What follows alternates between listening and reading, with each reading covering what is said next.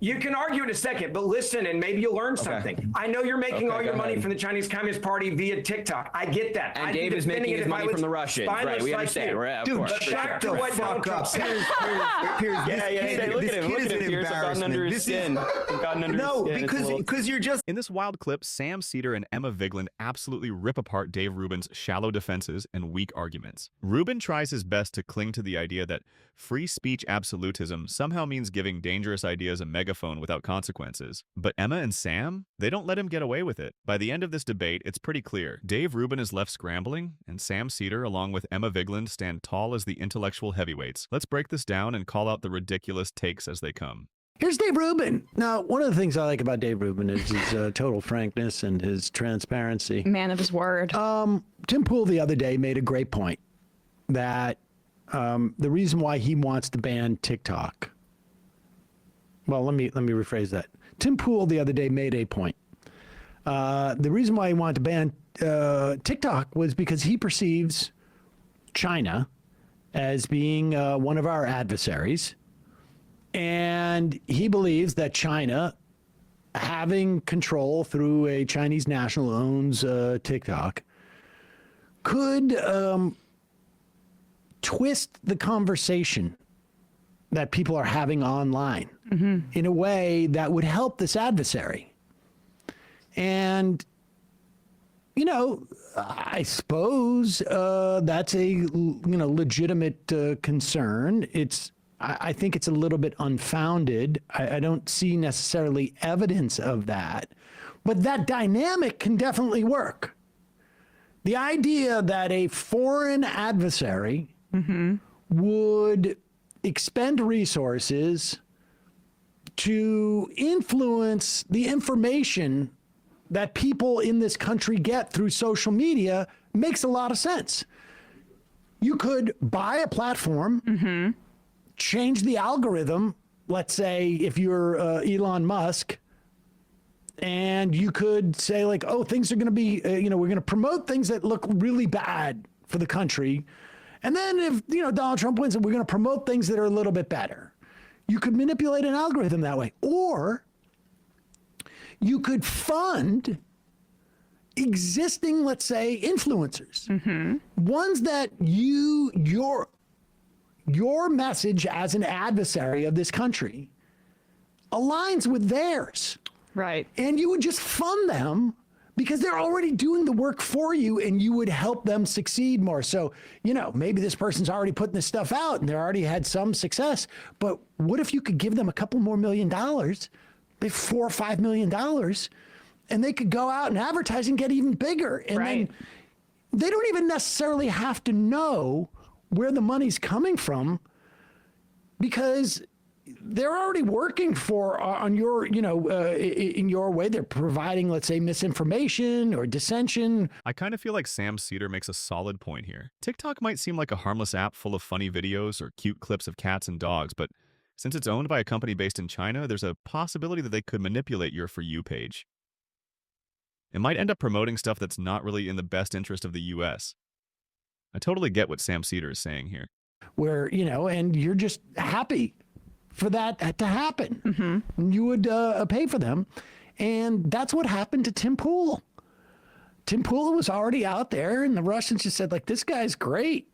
He is providing the kind of disinformation, as Tim describes, that we want. So we're just going to promote him. He doesn't even have to know that we're doing that. And also, Dave Rubin, same deal.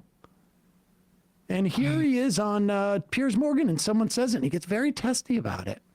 To an American company that's not being controlled by the Chinese Communist Party, also known as the CCP. Again, if you're never going to learn, buddy, if you don't listen, okay? Premise 2 is false. Premise 2 is false. Your premise 2 is false. Your conclusion cannot be true. Again, you can argue in a second, but listen, and maybe you'll learn something. I know you're making all your money from the Chinese Communist Party via TikTok. I get that. And Dave is making his money from the Russians. Right, we understand. Dude, shut the fuck up. Look at him. Look at him. Pierce. I've gotten under his skin. No, because you're just like a little rat. You're an idiot, We're here trying to actually discuss important things. There's an unbelievable resurgence of America right now. This is and great. he brings you on. By the way, dude, he brings you on because the these guys get a commenters all think you're retarded. Okay, that's what's really going on here. Freaking out right now. This guy's having a mental breakdown over there. Relax, David. Nobody's having a conversation conversation on the anyway, issue, listen. Okay, You're Brandon, an let me rebuttal little you. rat, That's dude. great, Dave. We've That's tried great. to have a Dave's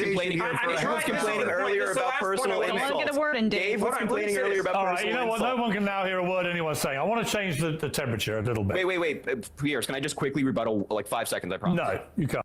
Oh, interesting. I mean, wow, that was definitely a bit heated. Emma Vigeland and Sam Seder show us a clip from the Piers Morgan show where Dave Rubin just gets completely hammered.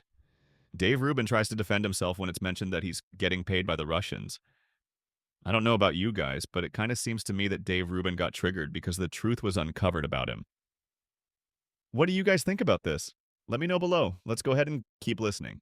Protecting the So wait a conservative second. guest. So this guy, that's not Ben Dominic, is it? No. It's Ben Ferguson. I get them confused. So Ferguson is saying that this guy's basically that this Harry Sisson is promoting communities, Chi-Com talking points, and Harry says, "Oh, you mean like literally like what Dave Rubin was doing with the Russians?" And then Like Dave just talks and Dave over him. just got very, very upset about Yeah, that. It's yeah. fascinating. You little rat. And he said the R word, right? Which is now this is what we get. The Trump administration. He's providing already. He's giving all these white guys permission to say the R word in public, which is better than I don't know, the price of eggs going down or whatever. But that's really what it is. He just started to talk over him because he didn't want him to be able to get the rest of his word out, his thought out about that money, huh? Well, I guess Dave Rubin is sensitive about all of the Russian money. Was it $4 or $5 million? Also, did he get back to Megan? Kelly. Megan Kelly when she said, "Is he going to donate some of it?" And he said he was going to look into it. I mean, it feels like it's the end of the year. You'd probably have done your donations. I wonder if he did. That would be an interesting question for Piers Morgan to ask him next time Dave Rubin's on. Also, so that was Tuesday, January 21st was that appearance. So yesterday. Wasn't Dave supposed to retire if Biden made it and live through his entire term? He said he would close down all of his social media and retire from public life. But it's odd because January 21st, that's the first day of the Trump administration. When he dropped out of the second day, the presidential race, he declared victory.